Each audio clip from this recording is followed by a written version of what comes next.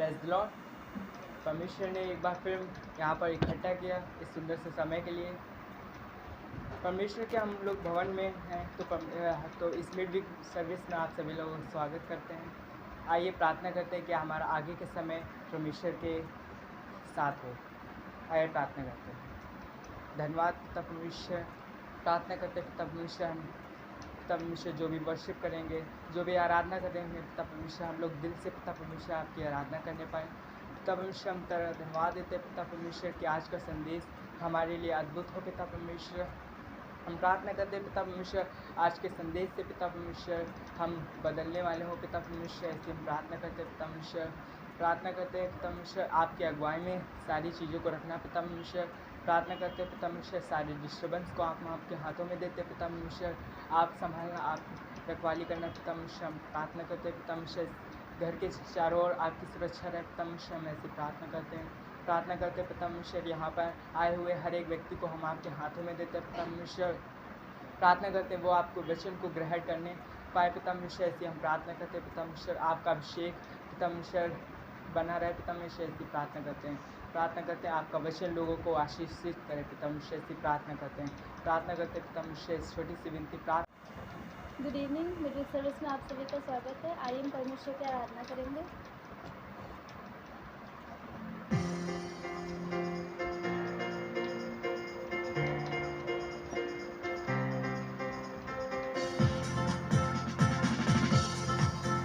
तेरा प्यार है महान, तेरा प्यार है जहान, मैं जो पहले मुर्दा था तूने डाली मुझमें जान। तेरा प्यार है महान, तेरा प्यार है जहान, मैं जो पहले मुर्दा था तूने डाली मुझमें जान। क्यों ना बोलूं फिर मैं तेरी जय जयकार, क्यों ना बोलूं फिर मैं तेरी जय जयकार, जय जयकार, जय जयकार। तूने मेरे लिए क्या कुछ ना किया, जय जयकार, जय जयकार। तूने मेरे लिए क्या कुछ ना किया। मेरा दिल था खाली, तूने सिंचा लहू से ताकि आए हरियाली। मेरी सूरत बिगड़ी थी, मेरा दिल था खाली, तूने सिंचा लहू से ताकि आए हरियाली। क्यों ना बोलूं फिर मैं तेरी जय जयकार, क्यों ना बोलूं फिर मैं तेरी जय जयकार, जय जयकार, जय जयकार। तूने मेरे लिए क्या कुछ ना किया, जय जयकार, जय जयकार। तूने मेरे लिए क्या कुछ ना किया। आई जीवन में खुशी, आई अच्छी जिंदगी, तू है दिला सा पिया, तूने ये है किया। आई जीवन में खुशी, आई अच्छी जिंदगी, तू है जिंदा सा पिया, तूने ये है किया। क्यों ना बोलूं फिर मैं तेरी जय जयकार, क्यों ना बोलूं फिर मैं तेरी जय जयकार, जय जयकार, जय जयकार। तूने मेरे लिए क्या कुछ ना किया, जय जयकार, जय जयकार। तूने मेरे लिए क्या कुछ ना किया। अपनी रूह से भर दिया, अपनी शक्ति मुझको दी, ताकि दूं मैं गवाही तेरे जी उठने की। अपनी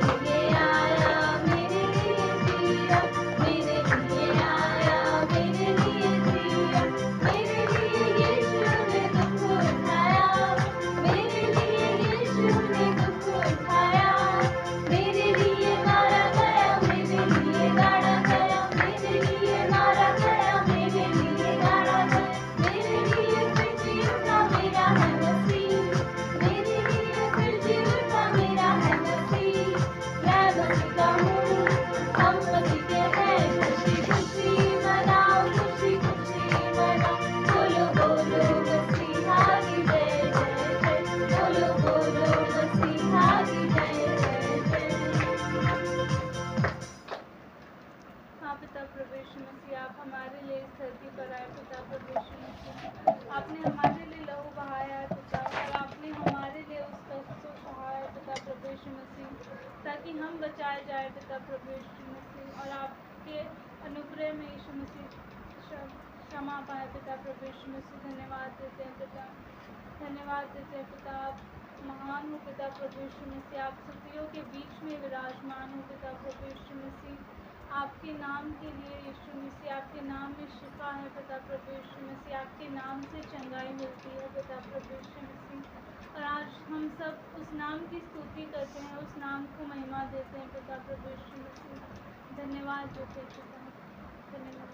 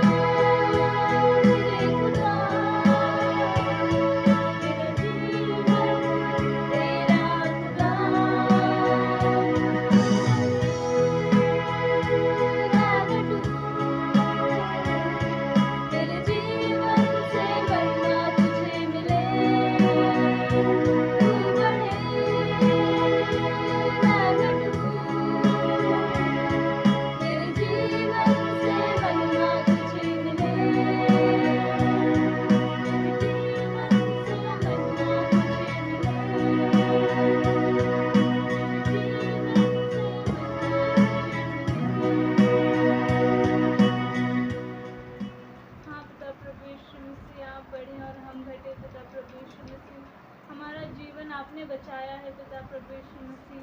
और हम प्रार्थना करते हैं पिता कि हमारे जीवन से, हमारे हर एक कार्य से पिता आपको महिमा मिले प्रभु। हमारे हर एक कार्य से यीशु मसीह आपकी पहचान हो पिता प्रभु यीशु मसीह, और आपको महिमा जाए पिता प्रभु। प्रार्थना करते हैं पिता आगे के पूरे समय के लिए यीशु मसीह आपके हाथों में सौंपते पिता। आज के इस समय में पिता आप हमसे बातें कीजिए पिता। धन्यवाद देते हैं, यीशु मसीह के नाम से मांगते हैं, आमीन। तो जिस तरीके से हम लोग बात कर रहे थे कि अभी मिस्र में 7 साल का अकाल पड़ेगा, उसके 7 साल पहले वाले 7 साल में खूब सारा अनाज उपजा, ताकि अगले के 7 साल, आने वाले 7 सालों में कोई घटी ना हो। परमेश्वर का वचन कहता है कि जैसे हम लोग बात कर रहे थे कि आने वाले दिनों में बहुत महंगाई बढ़ेगी। तो जब देखते हैं कि अकाल के समय के पहले ही परमेश्वर ने इंतजाम कर लिया है ताकि लोगों को भोजन वस्तु मिल सके वहाँ। तो परमेश्वर सब कुछ जानता है, हमारे और आपके लिए उसने पहले ही से अरेंज करके रखा। सिर्फ एक बात, वहाँ पर क्या दिखता पता? मिस्र में जब अकाल पड़ा था क्या दिखता? किसको भोजन वस्तु मिल रही थी? जो यूसुफ के पास आ रहे थे। आप समझ पा रहे? हर उस व्यक्ति को भोजन वस्तु मिल रही थी जो यूसुफ के पास आ रहे थे। जो नहीं आया, क्या उसे मिला? आना जरूरी है। यूसुफ के पास आना जरूरी है, तभी भंडार में अनाज मिलेगा। यीशु के पास आना जरूरी है क्योंकि उसने इंतजाम करके रखा है, तभी मिल पाए, अन्यथा नहीं। तो विश्वास के साथ हमें आगे बढ़ना है, विश्वास के साथ उसके पास चलना, परिस्थितियों को नहीं देखना, हालातों को नहीं देखना, विश्वास से आगे बढ़ना। ये जिंदगी जो कि परमेश्वर ने बचाई है, हम नर्क की ओर जा रहे थे, संसार से निकाल के वो प्रभु अपने आप में लगाया उसने। इस जीवन की अब यात्रा जो है, पहले कैसा था? हम खुद पे भरोसा करते थे, लोगों पे भरोसा करते। अब जो है हमें अपने आप पे नहीं, लोगों पे नहीं, हमें मसीह पे भरोसा करके, पूर्ण भरोसा करके आगे बढ़ना। तो इस जीवन की यात्रा में संपूर्ण निर्भरता और संपूर्ण भरोसे के साथ आगे बढ़ो। ध्यान रखना, परमेश्वर ने सारा इंतजाम करके रख लिया। एक अच्छा पिता है, उसे मालूम है कि कौन से सन में क्या होने वाला है, सब पता है। हम आप लोग आश्चर्यचकित हो जाते हैं, अरे बाप रे ऐसे कैसे हो गया, ये कैसे हो गया? सरसों तेल 250-300 रुपए किलो कैसे हो गया? हाँ, बीच में बिका सच 280 तक, मेरे ख्याल से 200, यहाँ पर 280, 90, 300 तक, हाँ गई चीज़ें। कैसे हो गया? उसको पता है सारी चीज़ें। इसलिए हमें विश्वास से आगे बढ़ना है ताकि हम वो चीज़ें पा सके जो यूसुफ के पास आया, उसके लिए भंडार खुले थे। तो एक बात, ठीक है। तो भजन संहिता 123 से हम लोग कुछ वचन पढ़ेंगे। लिखा है, हे स्वर्ग में विराजमान, मैं अपनी आंखें तेरी ओर लगाता हूँ। देख, जैसे दासों की आंखें अपने स्वामियों के हाथ की ओर और दासियों की आंखें अपने स्वामिनियों के हाथ की ओर लगी रहती हैं, वैसे हमारी आंखें परमेश्वर यहोवा की ओर उस समय तक लगी रहेंगी जब तक वो हम पर अनुग्रह ना करे। कब तक? उस समय तक, मतलब हमेशा, जब तक उसका अनुग्रह, जब तक उसकी कृपा हमारे ऊपर नहीं आ जाती, जिस काम के लिए हम प्रार्थना कर रहे हैं, जब तक वो पूरी नहीं हो जाती, तब तक हम लोग करते रहेंगे विश्वास से। भजन संहिता 121 के वचन 1 में एक सवाल है, प्रश्न है। 121 बगल में 121 है। क्या लिखा है? मैं अपनी आंखें पर्वतों की ओर लगाऊंगा, मुझे सहायता कहाँ से मिलेगी? भजन संहिता 123 में कहता है कि मैं स्वर्ग में विराजमान परमेश्वर की ओर अपनी आंखें लगाता हूं। पर्वत जो है, पर्वत का उदाहरण कई बार लिया गया है कि बहुत ही सक्षम, पावरफुल, बहुत ऊंचे व्यक्ति जिनके पास सब कुछ है। तो यहाँ पर लिखा है, भजनकार कहता है कि मैं अपनी आंखें क्या उनकी ओर लगाऊं जो संसार में बहुत पावरफुल हैं, संसार में बहुत पैसे वाले हैं, जिनके पास बहुत कुछ है, जो हम अगर मदद करें तो बहुत कुछ कर सकते हैं। क्या उनकी ओर मैं आंखें लगाऊं? क्या उनकी ओर मैं अपनी नज़र भरोसा रखूं उन पर? वचन 2 में कहता है, मुझे सहायता यहोवा की ओर से मिलेगी, इसलिए मुझे और कहीं पर नजर रखने की जरूरत नहीं या किसी और से उम्मीद करने की जरूरत नहीं। क्यों? एक सीख है यहाँ पर विश्वासियों के लिए, हमारे आप के लिए, कि हर परिस्थिति में हर समय हमें अपने परमेश्वर पे भरोसा रखना है। क्योंकि मनुष्य क्या होगा, परिस्थिति के हिसाब से बदल जाएगा। उसका जो स्टेटमेंट जो थोड़े समय पहले वो बोलेगा कि हाँ मैं आपके लिए कुछ भी कर सकता हूँ, थोड़े समय बाद बोलेगा मैं आपके लिए कुछ नहीं कर सकता, मुझे माफ़ करो प्लीज़, मुझे माफ़ करो, मैं कुछ नहीं कर सकता। क्या हुआ ऐसा आपके साथ? थोड़े समय पहले अरे दिलीप भाई मैं आपके लिए जान दे सकता हूँ, उदाहरण बता रहे हैं ना, और जब मौका पड़ा नहीं भैया कुछ नहीं होता है। मगर परमेश्वर मजबूर नहीं है और ना ही कोई भी बात उसकी पहुंच से परे। तो जैसा कि हमने भजन संहिता 123 में 2 में पढ़ा, जैसा कि देखो ऐसे मतलब एक उदाहरण है यहाँ पर कि जैसे दासों की आंखें अपने स्वामियों के हाथ की ओर और दासियों की आंखें अपने स्वामियों के हाथ को लगी रहती हैं, वैसे हमारी आंखें यहोवा की ओर लगी रहेंगी। हर समय परमेश्वर की ओर देखें, हर परिस्थिति में विश्वासी होने के नाते हम चाहे घर पे रहें, चाहे बाहर रहें, चाहे कहीं भी जाएं, तो परमेश्वर की ओर हमें अपनी नजरों को लगा के रखना और उसी पर भरोसा रखना। पुराने नियम में आप देखोगे दास के विषय में कई सारी बातें मिलेंगी, कई जगह पढ़ने के लिए मिल जाएगी, और दासों को किस तरीके से रहना चाहिए उसके नियम ये कई सारे। मगर मुख्य बात यह है कि दास जो है अपने स्वामी के अधीन में रहता है। सबको पता है बात, दास अपने स्वामी के अधीन में रहता था, वो उसकी ओर देखता रहा कि क्या आदेश देगा, क्या कहकर काम करने के लिए कहेगा और क्या मुझे देगा मेरी आवश्यकता। नए नियम में भी दास, यीशु के समय में भी दास प्रथा थी, दास होते थे। पौलुस ने भी कई सारी बातें लिखी पत्रियों में दास के विषय में। और तो दास के विषय में कई सारी चीजें लिखी हैं, और यहाँ पे लिखा है कि दास क्या करता है, भजन संहिता अपने स्वामी के हाथ की ओर देखता है। उसे करना क्या होता है दास को? जो स्वामी आदेश देगा, और लेना क्या होता है? जो वो देगा। हाँ, स्वामी के अधीन में दास होता है।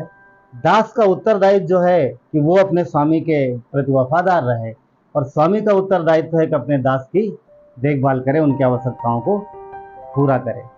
एक अच्छा और विश्वासयोग्य दास अपने स्वामी पर पूर्ण भरोसा करता है और उसे बड़ा महत्वपूर्ण काम सौंपा जाता है जब वो भरोसे लायक होता है। एक दास अगर वफादार है, हर परिस्थिति में विश्वासयोग्य, जो भी काम दिया जाता है पूरे मेहनत से करता है, तो उसका स्वामी उस पर ट्रस्ट करेगा, भरोसा करेगा। एक घटना बहुत अच्छी है और जिसमें एक दास को बहुत महत्वपूर्ण काम दिया जाता है और उसका स्वामी उस पर पूरा भरोसा करता है और बहुत इंपॉर्टेंट काम देता है, और उस काम में अगर गड़बड़ हो जाए तो आगे चल के उसका पूरा मतलब उसके बच्चों का पूरा लाइफ खराब हो सकता है। एक बड़ी जिम्मेदारी दी जाती है उस दास को, और ये आपको कोई थोड़ा सीन थोड़ा बहुत शायद माइंड में कुछ आ रहा होगा, थोड़ा सा दिमाग सोचो। एक दास है, बहुत सारे दासों के लिए जिक्र होता है, मगर एक दास को अब स्वामी जो एक दास को बहुत महत्वपूर्ण काम सौंपता है, और वो दास बड़ी ईमानदारी से काम करके लाता है। कुछ याद आ रहा? कौन सा दास है? किसी कुछ याद आ रहा? हाँ जोर से बोलो।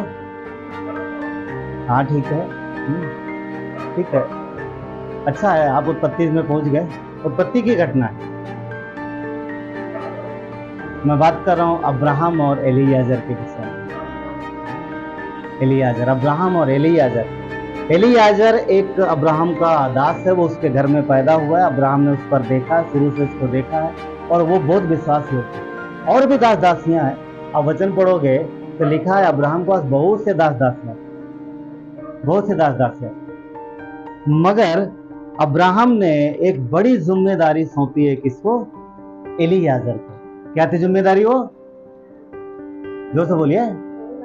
हाँ ना, एक बात तो ये देखो कि बुढ़ापे में उसको बेटा पैदा हुआ है, इकलौता एक ही है, सेकंड नहीं है कि पहले वाले की बहू आएगी खराब निकलेगी, बेटे को लेके चली जाएगी कहीं, हाँ हमसे अलग हो जाएगी, तो दूसरा वाला तो है मेरे पास। कोई ऑप्शन नहीं है। आज लोगों के कई 2-2 3-3 बच्चे होते हैं, तो लोग सोचते चलो ठीक है ये वाला खराब निकल गया, या फिर ये बहू अच्छी नहीं है तो दूसरी वाली अच्छी होगी, दूसरी नहीं तीसरी वाली अच्छी होगी। अब्राहम के पास ये ऑप्शन नहीं था, एक ही था, एक ही बेटा था।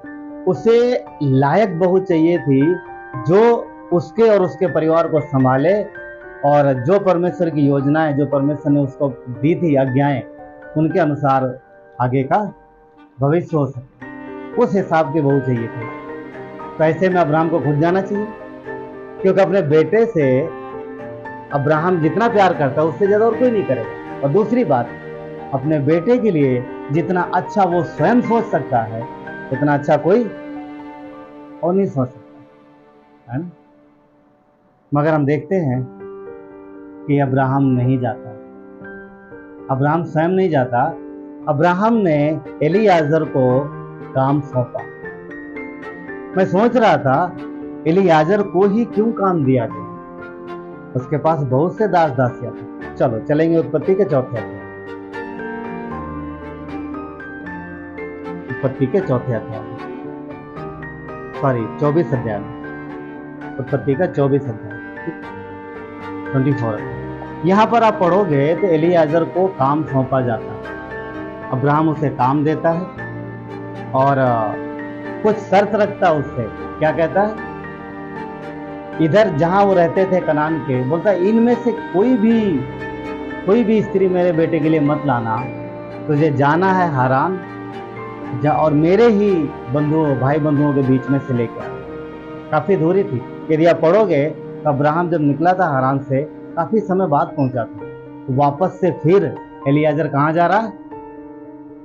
वहीं उसी जगह। खैर, यात्रा एलीआजर की होती है। वचन 10 देखेंगे हम, 24 अध्याय, उत्पत्ति का 24 अध्याय वचन 10 लिखा है, तब वो दास अपने स्वामी के ऊंटों में से 10 ऊंट छांट कर उसके सब उत्तम उत्तम पदार्थों में से कुछ लेकर चला और मेसोपोटामिया में नाहोर के नगर के पास पहुंचा। ठीक है, एक ही लाइन में लिखा है चला और पहुंचा, मगर इसे कई दिन लगे रास्ते में, काफी समय लगा, लंबा यात्रा था। पहुंच गया वहां पर, ठीक पहुंच गया। अब आगे देखिए, उसके वचन 11, उसने ऊंटों को नगर के बाहर एक कुएं के पास बैठाया। वो संध्या का समय था, जिस समय स्त्रियां जल भरने निकलती थी। इस पे ध्यान देना थोड़ा, वचन 11 पे इसको ध्यान रखना। क्या ध्यान रखना? कि उसने कुएं के पास ऊंटों को बिठाया है, और वो संध्या का समय था जिस समय स्त्रियां जल भरने निकलती थी। संध्या के शाम के समय में, ठंडे समय में, तो गांव की जितनी लेडीज लोग थी वो पानी भरने के लिए आया करते थे। ठीक है, अब देखो यहाँ पर एलीआजर पहुंच गया है, और एलीआजर को जो काम दिया गया है, एलीआजर का पूरा ध्यान उसी बात पर। मैं सोच रहा था कि एलीआजर जब गया, निकला था वहां से, तो किसी भी तरीके से अपना स्वयं का तरीका अपना सकता था, अपनी बुद्धि लगा सकता था, मगर एलीआजर को ही क्यों भेजा गया? एलीआजर को ही क्यों भेजा गया? उसके विषय में थोड़ा हम देखते हैं, आपको पता लगेगा वचन 12 से। एलीआजर को ही क्यों भेजा गया, क्यों अब्राहम ने इसी को भेजा, ये वचन 12 बताता है। वचन 12 में क्या लिखा? अब एलीआजर कुछ बोल रहा है, अकेला नहीं गया है, 10 ऊंट है, यानी और भी लोग उसके साथ है। 10 ऊंटों पे अकेला नहीं बैठेगा, या 10 ऊंटों को अकेले नहीं लेके जाएगा, और भी साथ में लोग हैं उसके, 10 ऊंट है। ठीक है, वचन 12 क्या लिखा है?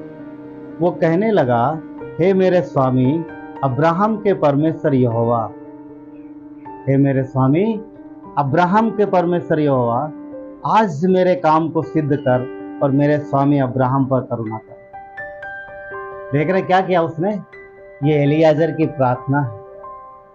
एलीआजर कौन है? दास। किसका? अब्राहम का। प्रार्थना कौन करता था? अब्राहम। अब देखोगे उत्पत्ति में हर जगह आप देखोगे प्रार्थना वेदी, प्रार्थना और वेदी, दो चीजें मिलती है हमेशा। दो चीजें मिलेंगी अब्राहम के जीवन में, वो वेदी बनाएगा, प्रार्थना करेगा, प्रार्थना करेगा, वेदी, दो ही काम मिलते, दो चीजें मिलती है उसके जीवन में, हाँ, हमेशा। अब देखिए, ये दास है, इसने बचपन से अपने मालिक को देखा है, अपने मालिक को देखा, अपने मालिक को देखा क्या करते हुए, परमेश्वर के पास जाते हुए। उसने अब्राहम को बड़ी बारीकी से नजर किया कि उसका स्वामी बिना परमेश्वर से पूछे एक कदम भी नहीं चलता, बिना परमेश्वर से पूछे एक कदम भी नहीं चलता। और उसने ये भी देखा है कि परमेश्वर ने उसके स्वामी की हर एक बात को, हर एक काम को पूरा किया। एलीयाजर भी अपने परमेश्वर, अपने स्वामी के परमेश्वर पर विश्वास करता, और ये विश्वास की यात्रा है जो उसने शुरू की है एलीयाजर ने। ऑफ कोर्स अब्राहम की विषय में हम लोग बात करते हैं कि वो विश्वास की यात्रा थी, अब बिल्कुल सही, मगर इस यहाँ पर देखते हैं कि एलीयाजर भी बाय फेथ जा रहा है।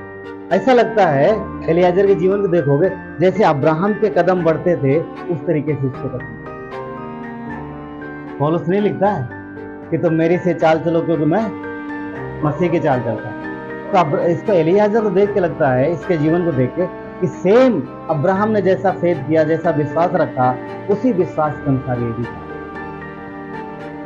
उसने देखा था कि उसका स्वामी अपने परमेश्वर पर भरोसा करता है और उसका परमेश्वर सारी चीजों को पूरा करता है।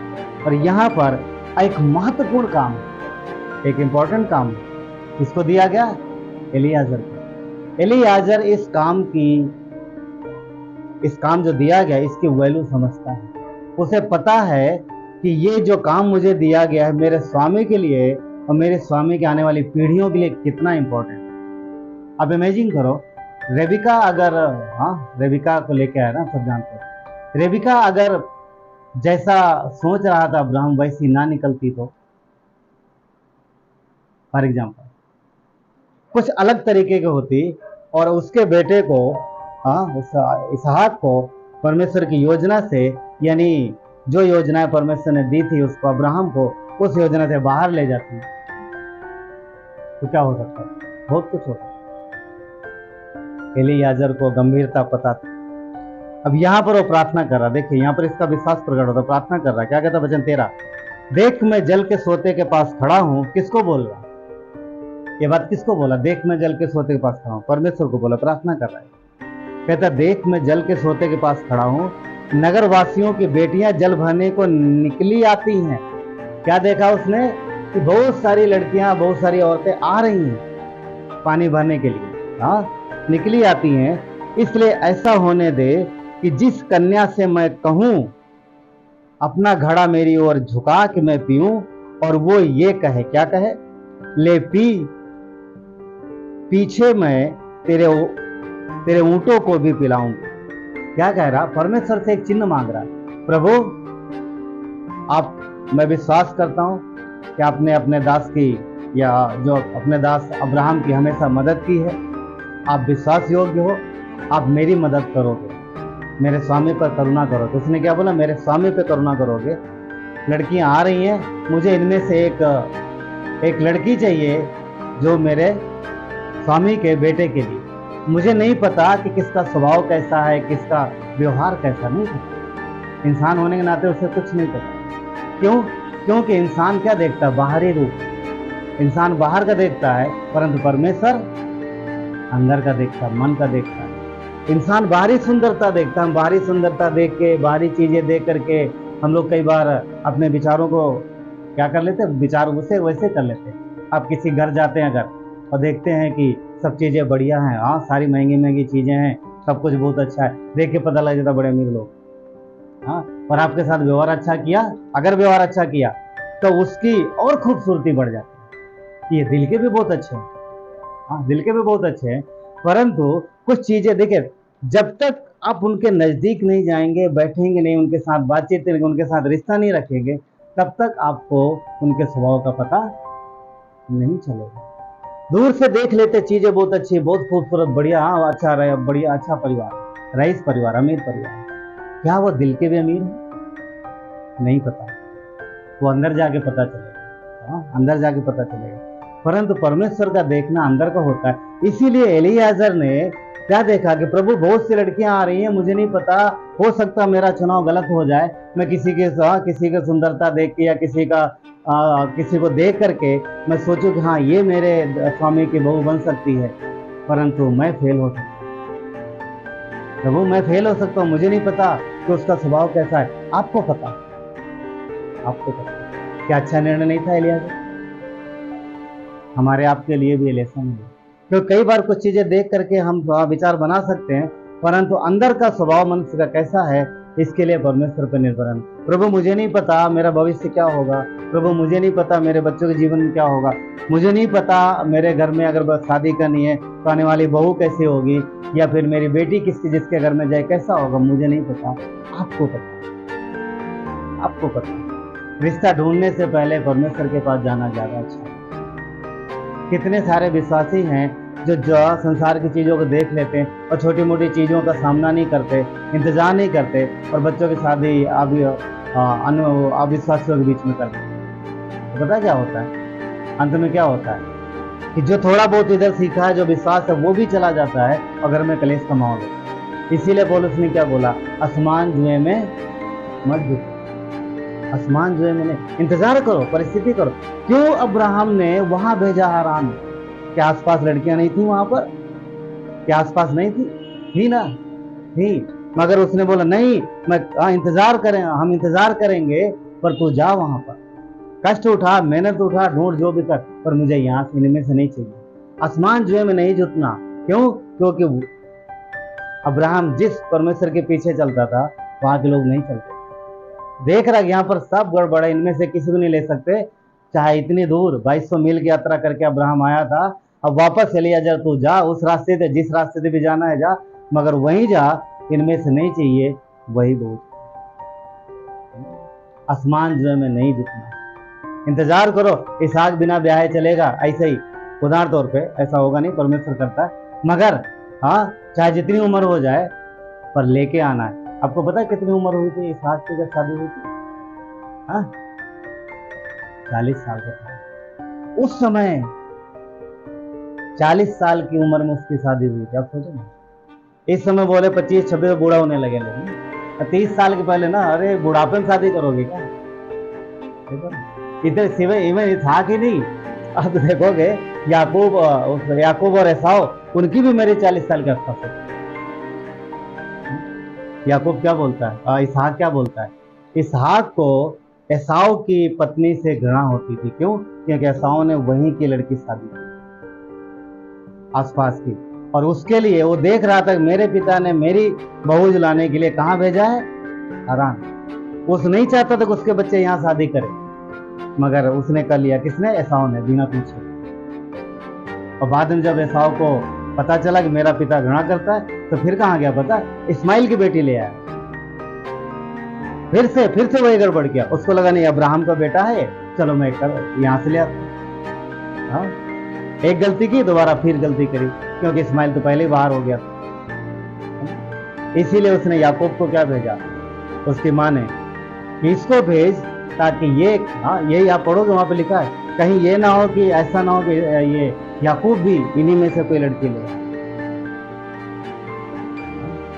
बहुत इंपॉर्टेंट है, बहुत सारी चीजें, इसलिए मैरिज बहुत इंपॉर्टेंट। कलीसिया और मैरिज बहुत इंपॉर्टेंट। कलीसिया में आप बनाए जाते हो, आपका जीवन बनता, आपके बच्चे संभलते, सब कुछ संभलता, सब कुछ संभलता है। अगर कलीसिया गलत चुनाव किया तो सालों साल आप पड़े रहोगे वैसे के वैसे, कुछ नहीं होगा, कुछ ग्रोथ नहीं होगा।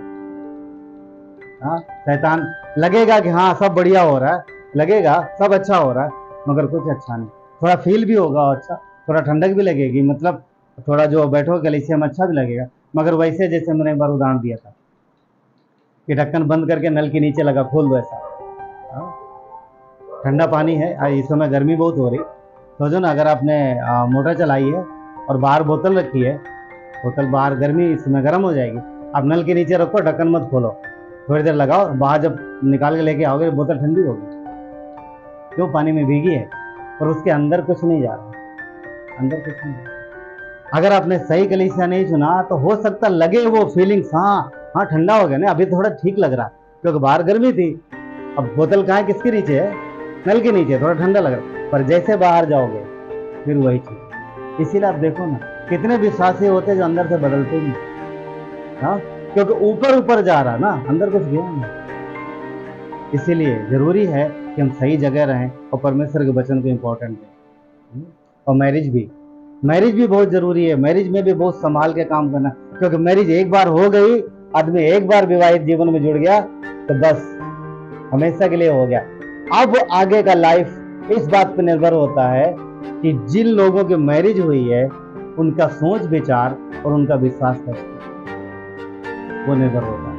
फल वैसे ही आएंगे, परिवार वैसे ही बनेंगे। इसीलिए अब्राहम ने कोई रिस्क नहीं लिया अपने बेटे के शादी के लिए। यहाँ नहीं, इनमें से एक भी नहीं चाहिए तो जा मेरे पिता के घर, वहां से लेकर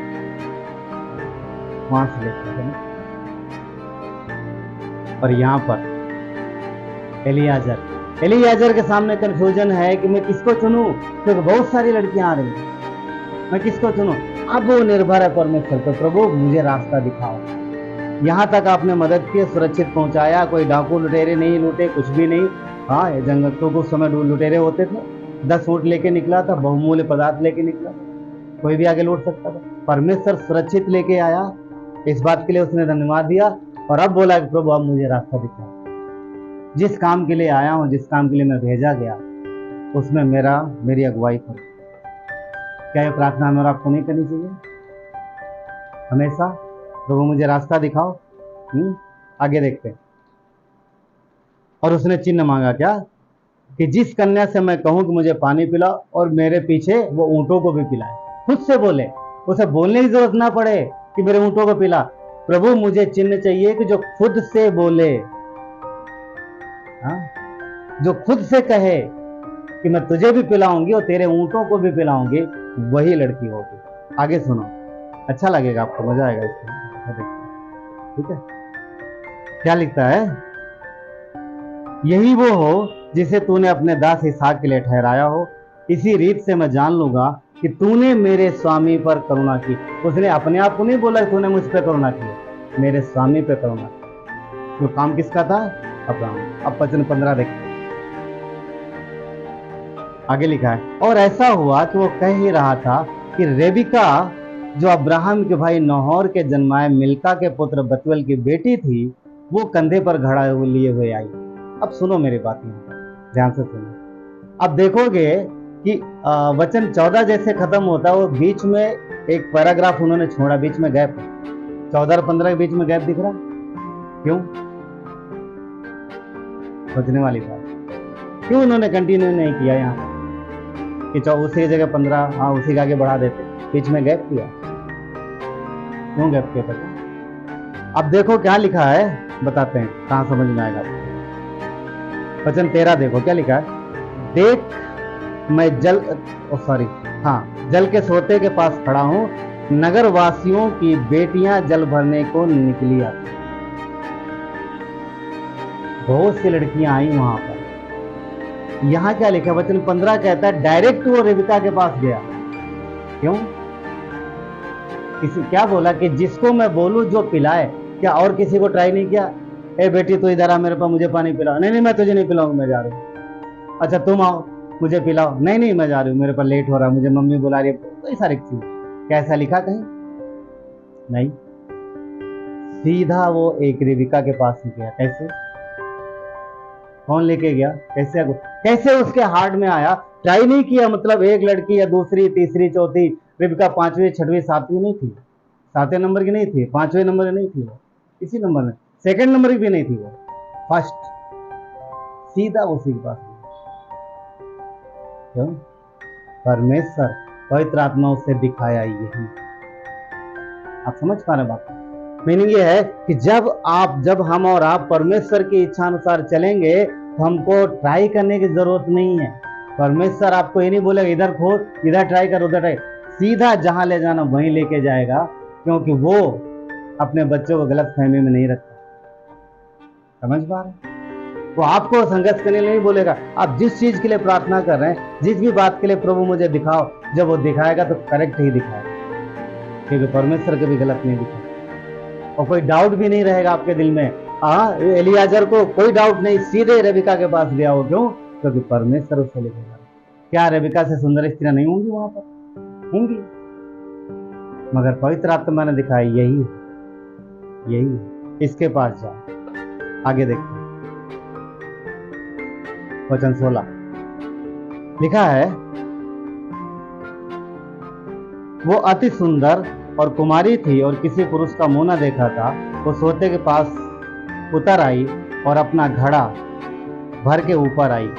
घड़ा भर के ऊपर आई, शायद गहरा होगा, नीचे गई होगी, क्योंकि पानी जिस हिसाब से लग रहा सोता था तो शायद से नीचे जाके भर के लाना हो, या जैसे भी, पर मेहनत का काम था।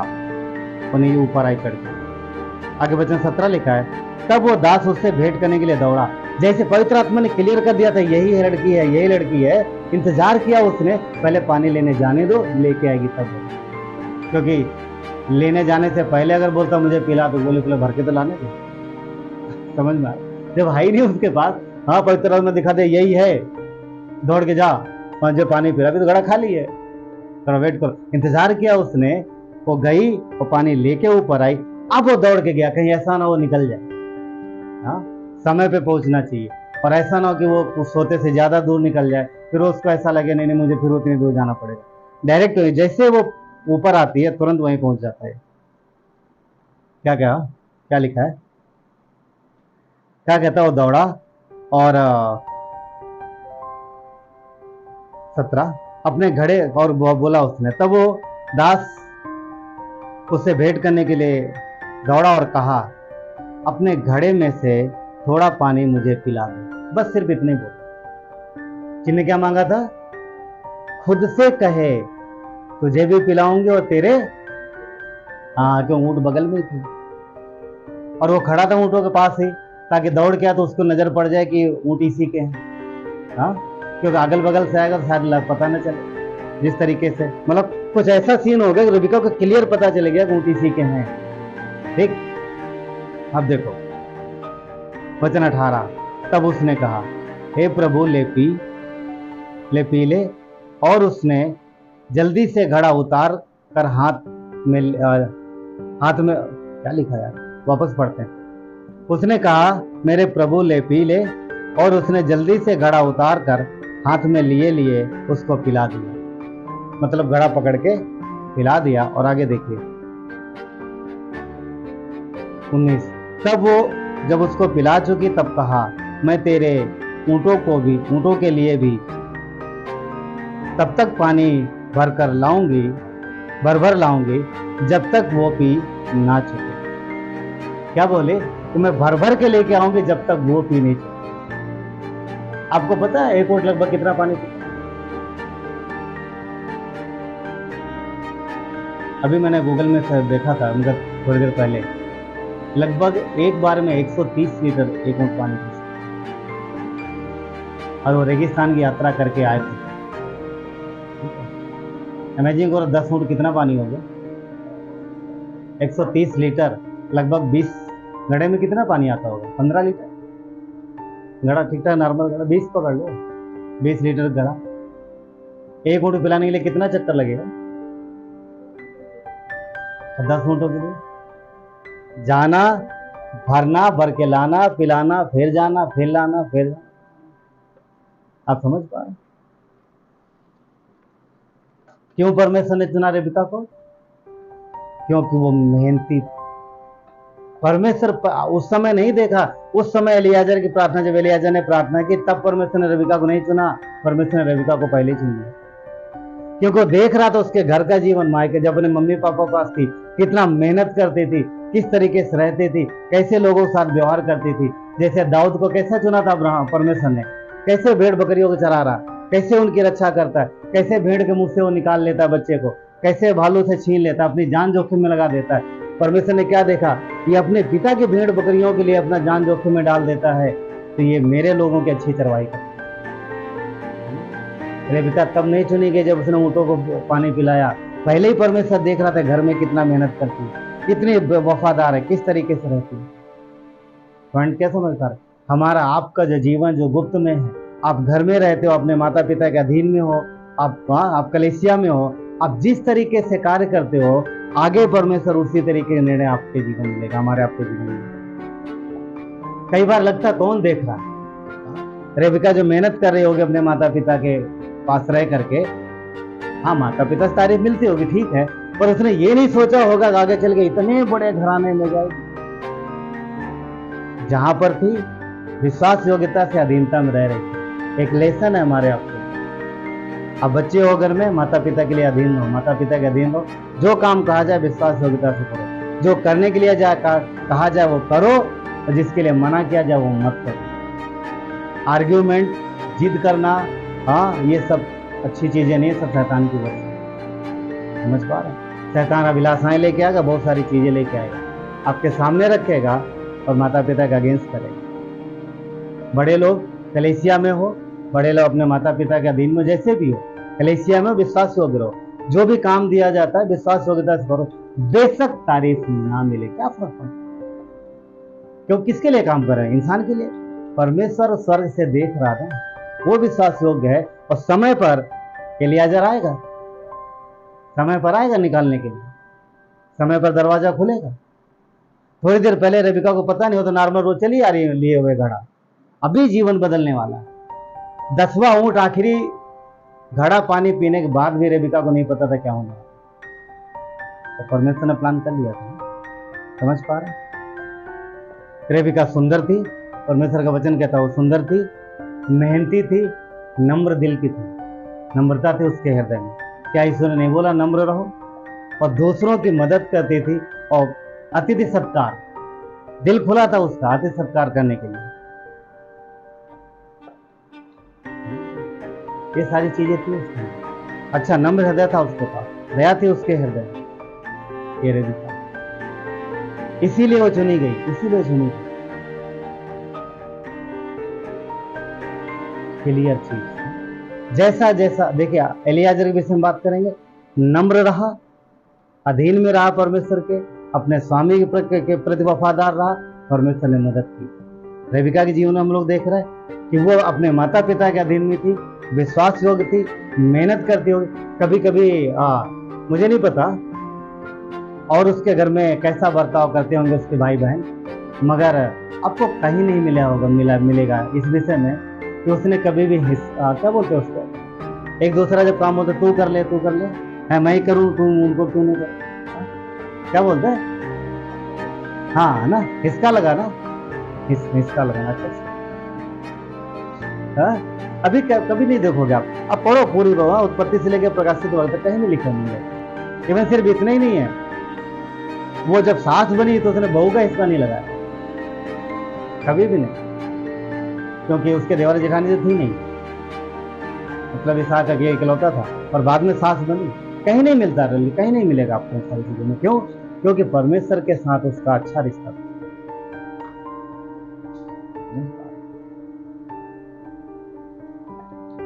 अब्राहम विश्वास योग्य था, उसकी विश्वास योग्यता ने एलियाजर के जीवन में प्रभाव डाला। आप समझ पा रहे बात? एलियाजर क्यों परमेश्वर पे विश्वास योग्य रहा, क्यों परमेश्वर पे भरोसा रखता था? अपने स्वामी अब्राहम को देखा। अब्राहम विश्वास योग्य था, अब्राहम परमेश्वर के साथ था, अब्राहम अपने दासों से अच्छा व्यवहार करता था, और इसलिए वो विश्वास योग्य रहता है। हमारा आपका जीवन भी दूसरों के प्रति उदाहरण है। यदि हम सारी चीजें समय पर करते हैं, यदि हम विश्वास योग्य हैं परमेश्वर के साथ, परमेश्वर के लिए कष्ट उठाते हैं और परमेश्वर की इच्छा अनुसार आज्ञा अनुसार जाते हैं, तो जो लोग हमारे आसपास में, जो हमारे अधीन में, उन पर हमारे जीवन की अच्छी छाप लगेगी, अच्छी छाप लगेगी। और अगर हम विश्वास योग्य नहीं हैं तो फिर उदाहरण नहीं बनेंगे एक अच्छा छाप। अच्छी बात है कि नए नियम में यीशु ने हमें दास नहीं कहा। नए नियम में उसने क्या बोला है कि तुम मेरे मित्र हो, यूहन्ना 15:15, तुम मेरे मित्र हो, परंतु उसने विश्वास योग्यता के लिए शाबाशी दी है। क्या नहीं बोला, हे मेरे विश्वास योग्य दास, तो थोड़े में विश्वास योग्य रहा। उधर भी विश्वास योग्यता के नाम है, इधर भी है। ऐसा नहीं नए नियम में कुछ चीजें बदली नहीं, सेम चीज है। यीशु ने कहा थोड़े में विश्वास योग्य रहो। एलियाजर को जो चीजें दी गई थी उसने विश्वास योग्यता से काम किया। आज आपके पास संसाधन कम हो सकते हैं, चीजें थोड़ी हो सकती, समझ थोड़ी हो सकती, ताकत थोड़ी हो सकती है, वो सब कुछ सब थोड़ा थोड़ा हो सकता है, पर परमेश्वर क्या चाहता है कि हम थोड़े में विश्वास करें। काम करते बिजी रहते, थोड़ा समय मिलता, थोड़ा ना, थोड़े समय में विश्वास करें। जरूरी नहीं आपको 12 घंटा चाहिए परमेश्वर में, 1 घंटा 20 मिनट भी मिलते हैं वो भी काफी है। थोड़े में विश्वास योग्य है, क्योंकि परमेश्वर विश्वास योग्यता देखता है। अब्राहम ने भेजा इसहाक के लिए बहू लाने के लिए, और रेबिका जो है आई। ठीक, रेबिका का एक बहुत अच्छा निर्णय है, वो देख लेते हैं। ठीक है, अब बातचीत होती, सबको पता बातचीत होती, शादी हो जाती है, इनका मैरिज मतलब मैरिज नहीं होती है, बात तय हो जाती है, और अगले दिन एलियाजर बोलता मैं तो जाऊंगा। तो इसके रेबिका के जो भाई वगैरह जो लोग होते हैं फैमिली के, वो बोलते हैं कि थोड़े दिन रहने दे, अब तो बेटी जा रही है, थोड़े दिन रह लेने दे, हमारे माता पिता का दिल रहता ना, अभी तो जाने वाली है, थोड़े दिन रह लेने दे। तो वहां पर वो बोलता नहीं, मुझे रुकना नहीं है, मेरा काम हो गया, मुझे मेरे स्वामी के पास वापस जाना है, क्योंकि मैं दास हूँ, मैं मालिक नहीं हूँ। हाँ, मुझे जाना है मेरे स्वामी के, मेरा स्वामी के लिए मुझे वापस लौटना है। तो ये लोग बोलते हैं कि चलो ठीक है, लड़की से पूछ लेते हैं, उसकी क्या मर्जी। आपने पढ़ा था, लड़की से पूछ लेते हैं उसके क्या मर्जी। ठीक है, तो हम लोग देखते हैं वचन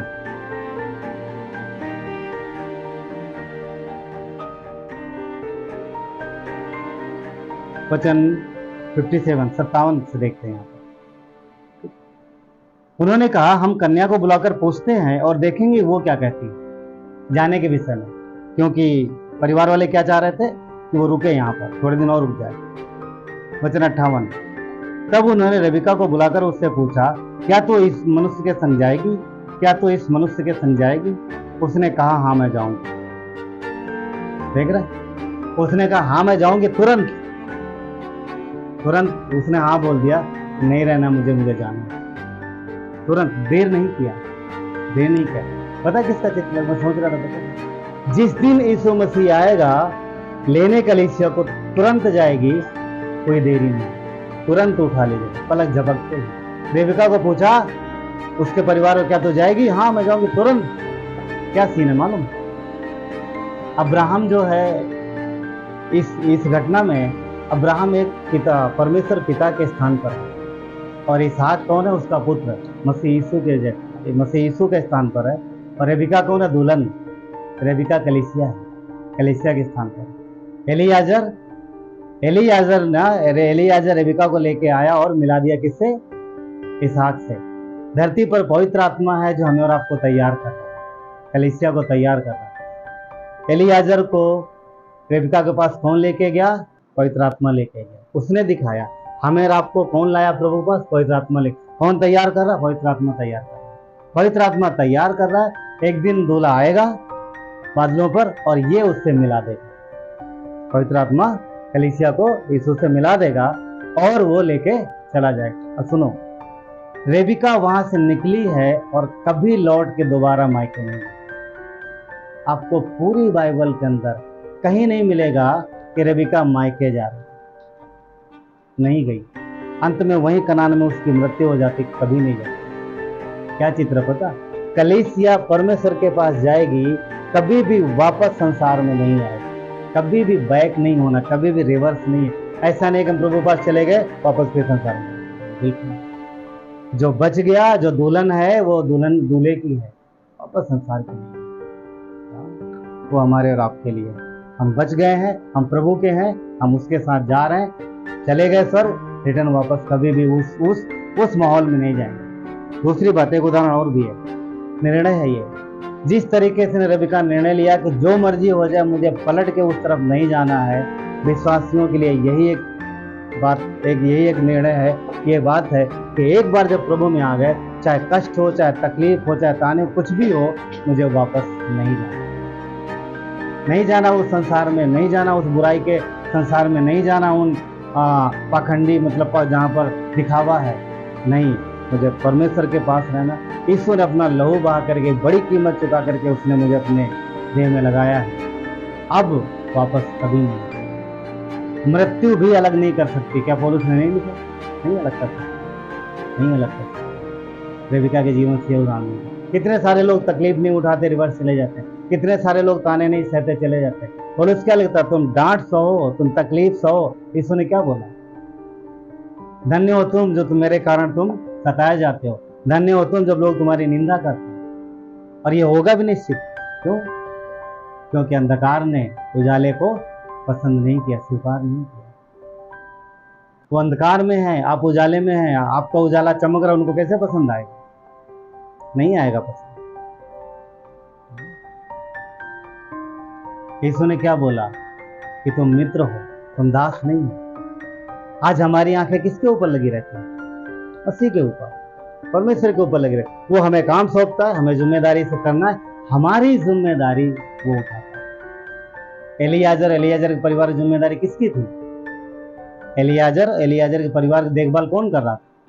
अब्राहम कर रहा था। एलियाजर क्या कर रहा था? अब्राहम का काम जो वो दिया गया। सेम यही हमें था। परमेश्वर ने हमारी और हमारे परिवार की जिम्मेदारी उठा रखी उसने। आप सबके परिवार की जिम्मेदारी सिर्फ एक ही का, जो काम दिया जाए विश्वास से हर दरवाजे खुले, सब कुछ बताएगा।